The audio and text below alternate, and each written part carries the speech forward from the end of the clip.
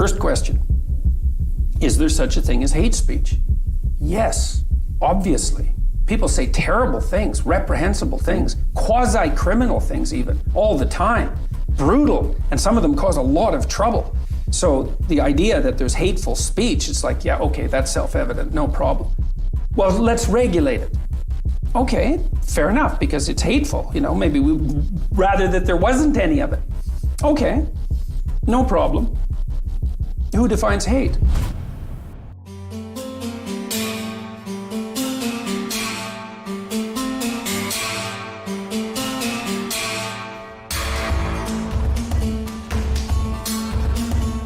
Fora do mundo ocidental, onde a tradição de democracia é praticamente inexistente e a liberdade de expressão uma ideia distante, essa aliança se deu através dos antigos meios da censura estatal. A China implementou um sistema conhecido como The Great Firewall of China, um trocadilho com a Grande Muralha da China. Sites como YouTube, Twitter, Wikipedia, Facebook e Google são bloqueados para o cidadão, que usam um sistema de comunicação monitorado pelo governo. 所有用户开播以后，他的直播内容都会先由系统做一系列的预处理，包括延时，包括截图出征，然后根据图谱识别，它会做一个等级的区分。系统标示为微度比较高的，那这种我们重点监听。比较常见的，其实在直播过程中比较说，第一个就是吸烟，就很多用户其实不太清楚吸烟这个东西在直播这个场景下是不允许的。还有一种就是比如说像纹身。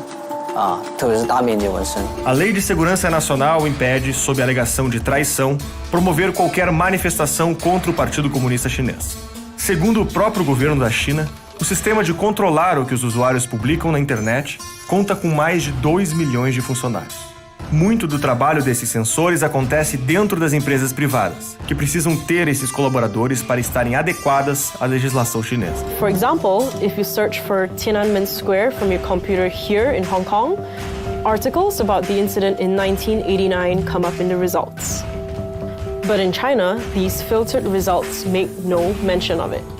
Algumas palavras como imperador, censura ou 1984 não podem sequer ser digitadas na maior parte dos sites. Já a Rússia criou o Raskomnadzor, órgão responsável por combater o que o presidente Vladimir Putin chamou de provocações, fofocas estúpidas e mentiras maliciosas. A lei do país estabelece multa de até $127 mil e pena de prisão de até 5 anos para aqueles que disseminarem notícias consideradas falsas pelo governo. Foi a Rússia que propôs na ONU a Convenção Internacional de Combate ao Cybercrime. Os Estados Unidos votaram contra, por medo das definições genéricas utilizadas e das diferentes interpretações do que cada país entende como um crime. Também alegaram que o documento proposto pela Rússia não tinha sido discutido anteriormente por nenhum foro especializado.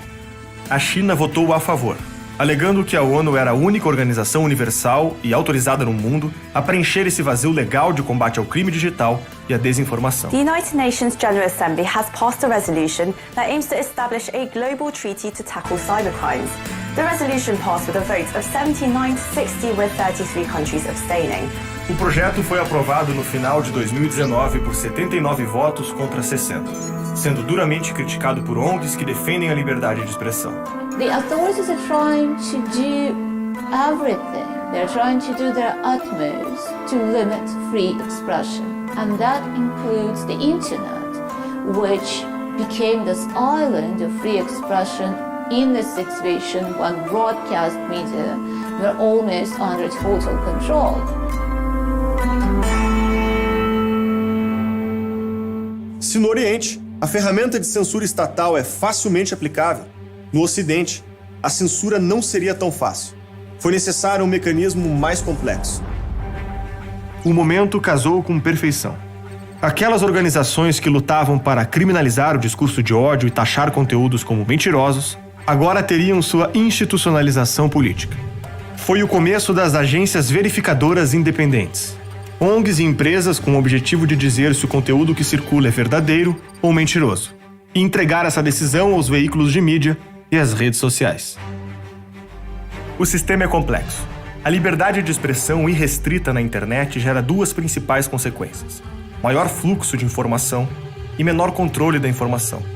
O maior fluxo expõe conteúdos que os políticos e os grandes veículos de imprensa poderiam acabar não publicando, por motivos financeiros, ideológicos ou sociais.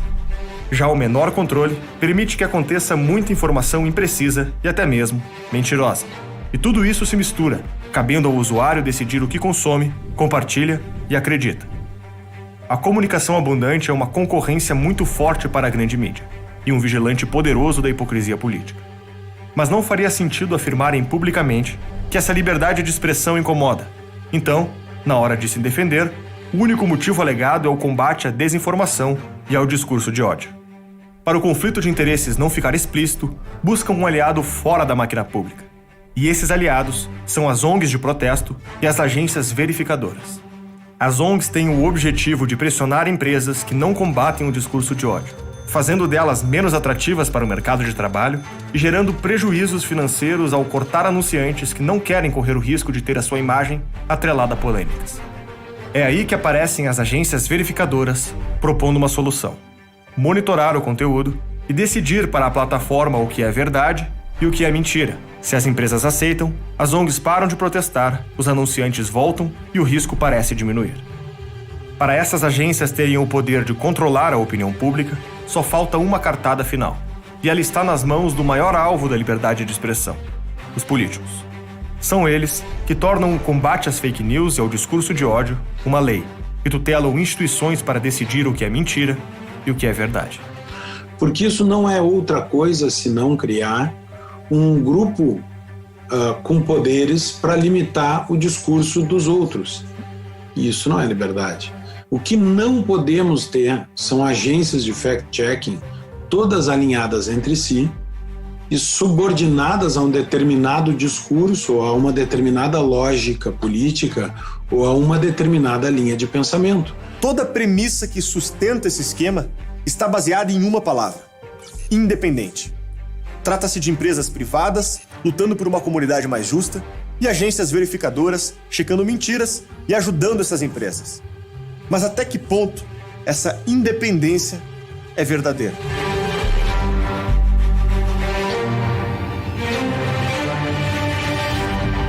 Na Alemanha, foi implementada uma lei de combate às fake news que institucionalizou ONGs terceirizadas como verificadoras de fato. Soziale Medien wie Facebook oder Twitter müssten demnach innerhalb von 24 Stunden verbotene Nachrichten löschen, sonst drohen Millionenstrafen.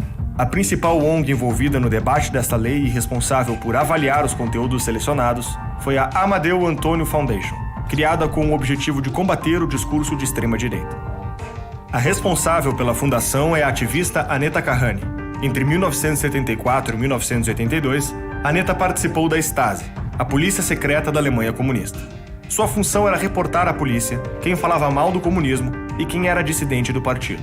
Hoje, ela dirige a organização que ajuda a definir leis de combate ao discurso de ódio e verifica notícias para o governo. A Alemanha também apresentou uma emenda especificando que a lei tinha como objetivo combater o extremismo de direita. As medidas foram questionadas na ONU como atentado à liberdade de expressão, mas aplaudida na União Europeia, onde um porta-voz manifestou-se dizendo que o ódio e a propaganda radical não têm lugar em nossa sociedade, seja online ou offline. Nos Estados Unidos, o processo está acontecendo através da pressão de grandes empresas. O Facebook estabeleceu a Third Party Fact-Checking Partners. A rede social vai adotar um programa de verificação de notícias em parceria com as agências de checagem aos fatos e a agência Lupa. As duas terão acesso às notícias denunciadas como falsas pela comunidade no Facebook para analisar a sua veracidade. Os conteúdos classificados como falsos terão sua distribuição orgânica reduzida de forma significativa no feed de notícias. Páginas no Facebook que repetidamente compartilham notícias falsas terão todo o seu alcance diminuído. Esse sistema cria o que os especialistas têm chamado de algoritmo contra o ódio, treinando a inteligência artificial para identificar e punir publicadores que fogem às regras. Toda vez que alguém é classificado como fake news, o algoritmo aprende quais as características em comum entre essas pessoas e como verificá-las. As verificações começam a ficar cada vez mais polêmicas. Um caso que chamou a atenção foi o da filha do Donald Trump, Ivanka Trump comentou os números positivos de empregos gerados divulgados pelo governo americano. 2 million people have come off food stamps and have come back into the economy. So we're starting to see people who have been on the sidelines re-enter the economy, and we think that's incredibly positive, and we're very excited about that. As agências verificadoras e o jornal Washington Post decidiram verificar se a informação era verdadeira. Ao consultar os dados sobre a geração de empregos, descobriram que tratava-se de uma estatística precisa, mas não encerraram o caso. A mensagem foi retratada como parcialmente falsa, pois os verificadores entraram no mérito se era possível definir esse grupo como grande ou não, se eram homens e mulheres em idade inicial ou avançada, e se realmente estavam fora do mercado de trabalho. O veredito foi: Trump está usando dados precisos para tirar conclusões erradas. Diariamente, os casos polêmicos se multiplicam. E a crítica é que não se trata de verificadores de fatos, mas de verificadores de opinião. Algumas agências chegam a classificar o conteúdo em diferentes níveis, incluindo os rótulos verdadeiro, impreciso, exagerado, contraditório, insustentável, distorcido, parcialmente falso ou falso. Com a pandemia do Covid-19, 16 países usaram o contexto para avançar a legislação sobre o combate à fake news na internet. Quase todas analisadas como forte atentado às liberdades de expressão por ONGs que cuidam do assunto. Criar esse mecanismo e, principalmente, garanti-lo na legislação pode representar um grande risco à liberdade de expressão. E no Brasil, esse risco se concretiza a cada dia que passa.